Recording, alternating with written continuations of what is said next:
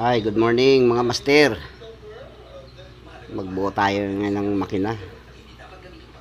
Kaso may problema kami dito sa piston bushing na nabili namin. Ito yung luma niya. Ito naman yung bago. Yung problema nitong bago, mahaba, matangkad siya. Ayan o.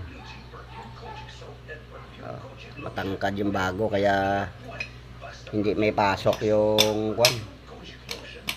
lock nung piston pin.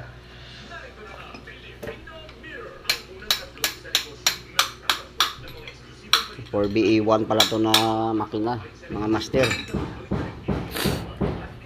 Yan si Kaingo ang